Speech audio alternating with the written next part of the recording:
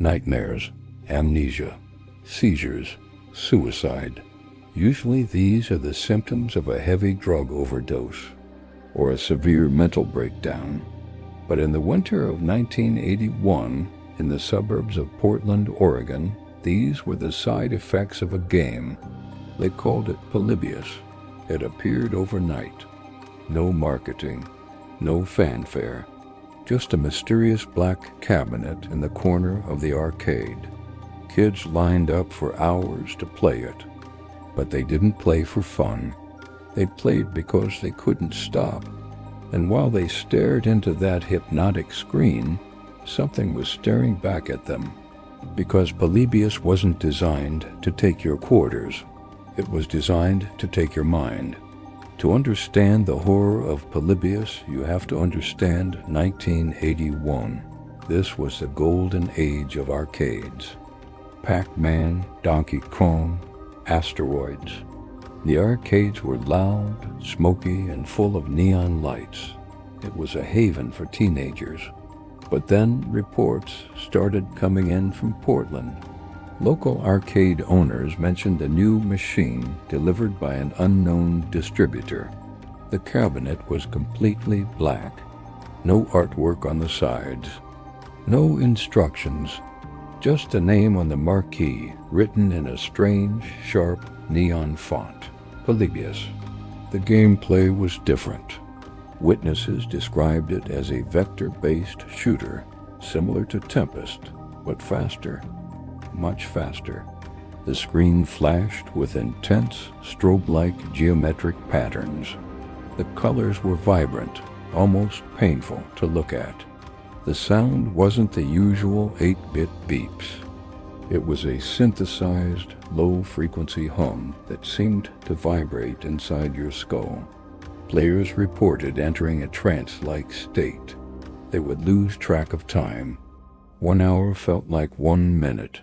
They felt euphoric while playing, but the moment they stepped away, the sickness began. First came the insomnia. Kids who played Polybius woke up screaming in the middle of the night, terrified of something they couldn't remember. Then came the hallucinations.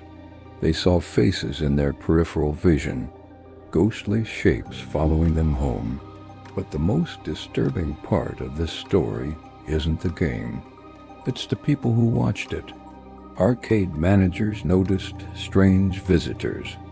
Usually, a coin-op machine is serviced by a guy in a t-shirt with a heavy bag of quarters. But for the Polybius machines, the visitors were men in black suits. They were described as military types, cold, emotionless. And here's the terrifying detail. They didn't open the coin box. The machine was full of money, but they didn't touch it. Instead, they opened the back panel and connected a strange handheld device to the circuit board. They were downloading data. What kind of data? High scores? No. The theory is that they were recording biometric data, brainwave responses. They were measuring how the human mind reacts to psychoactive patterns. How fast can you induce a seizure?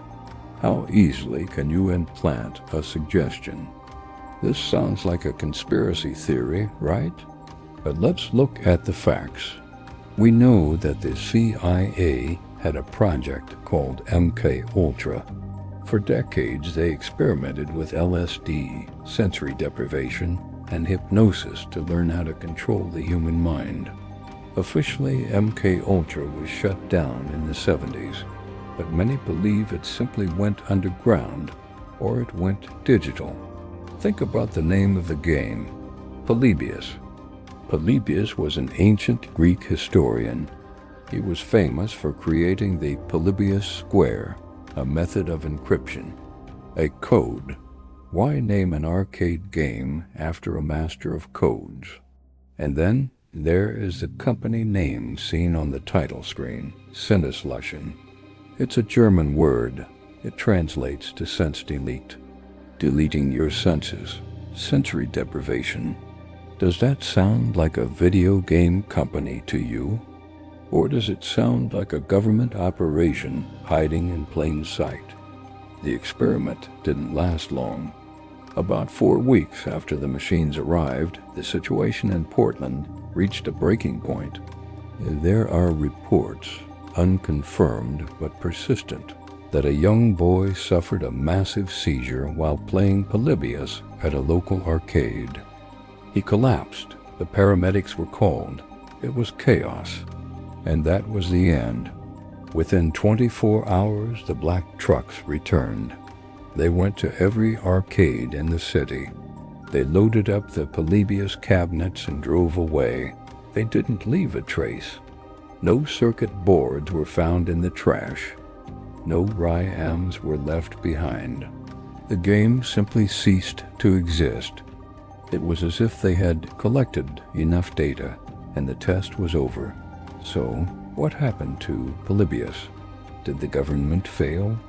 Did they give up on mind control? I don't think so. I think the experiment was a massive success. They learned exactly what they needed to learn. They learned that bright lights, infinite loops, and dopamine hits can enslave a human mind.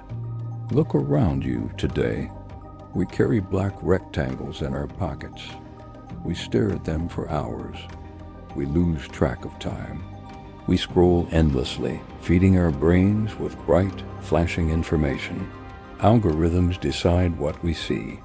Algorithms decide what we feel. Maybe Polybius didn't disappear. Maybe it just upgraded. Maybe you are playing it right now.